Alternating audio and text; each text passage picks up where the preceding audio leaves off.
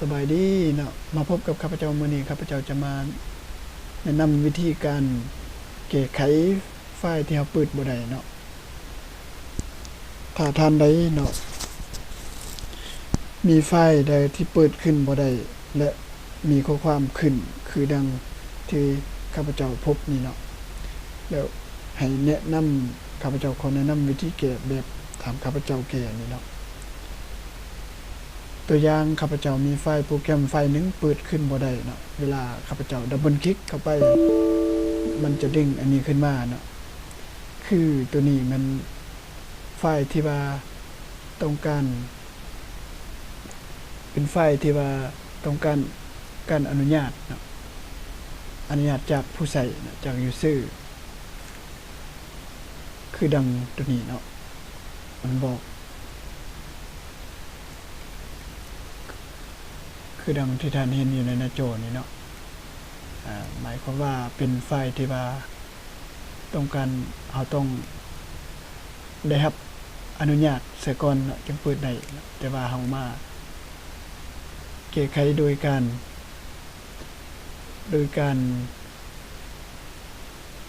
ตามขั้นตอนที่ข้าพเจ้าแนะนำต่อไปนี้เนาะเพื่อจะได้เปิดโปรแกรมนี้ขึ้นมาเราคลิกโอเคมันไปก่อนแล้วหลังจากนั้นเรามาเข้าไปในไฟล์ตัวนี้แล้วคลิกขวาใส่ไฟล์ดังกล่าวแล้วเข้าไปที่ property อยู่ในนี่เนาะมันจะดึงเมนูอันนี้ขึ้นมาแล้วเราเลือกเอา security นี่เนาะคือค่าความปลอดภัยของมันเนาะแล้วก็มาคลิกเข้าไปที่ advanced เนี่ยตัวนี้เนาะเอามาเบิ่งอยู่นี่จะหูเลยเนาะว่า unable to display current owner ฉะนั้นเรามาเปลี่ยนชื่อผู้ใช้นี่ก่อนเนาะเข้าไปเปลี่ยนคลิกคำว่า change แล้วเรามาใส่ everyone ดีกว่าเนาะแบบง่ายๆเอาชื่อ user ก็ได้ถ้าเราบ่อยากเอาชื่อ user เอา everyone ก็ได้เนาะตัวอย่างเขาเจ้าจะเลือกพิมพ์คำว่า ev หรือ check name ก็ได้คือกันเนาะเป็น everyone คือกันแล้วก็เลือกโอเคแล้วก็มาโอเค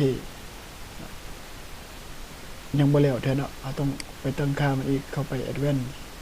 นี่ติมเพื่อจะไปเปลี่ยน change permission มาฮอดนี้เนาะเราต้อง remove ตัวนี้ออกก่อนเนาะสองอันนี้ที่เราเห็นอยู่ชื่อ2อันนี้มันออกชื่อยาวๆนั่นเนี่ยมันสามารถเปิดบ่สามารถเปิดได้เนาะฉะนั้นเอาลง remove เบิ่ง remove บ่ได้เนาะเขาบอกให้เอาไปเปิดตัวนี้ก่อนเนาะปิดตัวนี้ก่อนเนาะ disable ตัวนี้ก่อนเนาะเราก็ไป disable นี้ก่อนคลิกคราวนี้บาทนึงแล้วมันจะเด้งตัวนี้ขึ้นมาเนาะเราก็เข้าไปที่ convert ตัวนี้เนาะตัวที่1นี่เนาะ convert inherited permission อันนี้เนาะแล้วก็คลิกเข้าไปที่นี่แล้วมันก็จะ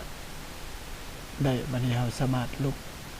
ตัวนี้ออก remove มันออกได้แล้วมาเพิ่มตามเข้าไปคลิกที่ add เพื่อมาเพิ่มเนาะมันจะมี add ที่นี้เพื่อเพิ่มใส่ everyone เพื่อจะได้แก้ไขไฟล์นี้ได้เนาะพิมพ์คำว่า av check name แล้วก็โอเคก็ไปเลือกที่บางครั้งเราเลือกเอา full control ก็ได้บางครั้งเราบ่เลือกก็ได้คือกันเนาะมาลองเบิ่งเอาบ่เลือกเบิ่งว่ามันสิได้บ่มานี่แล้วก็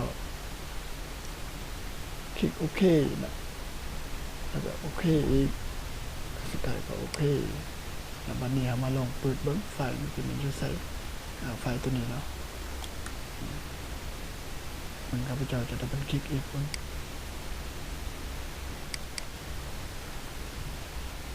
ดับเบิลคลิกได้แล้วเนาะสามารถเปิดได้แล้วเนาะเพราะว่าอันนี้มันเป็นไฟล์โปรแกรมมันก็เลยเด้งขึ้นมาแบบนี้เนาะแสดงว่าโอเคสำเร็จแล้ว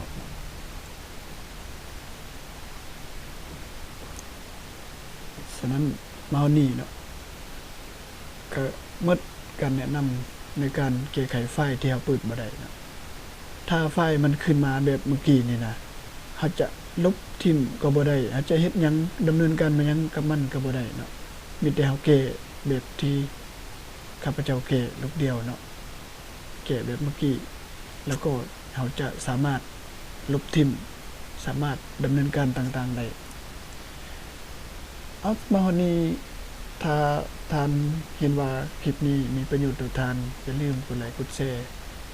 กดเพื่อติดตามข้าพเจ้าจะได้ชนะวิธีการนำใส่คอมพิวเตอร์ใหม่ๆมาให้ท่านได้เบิ่งได้ชมต่อไปเนาะบ๊ายบาย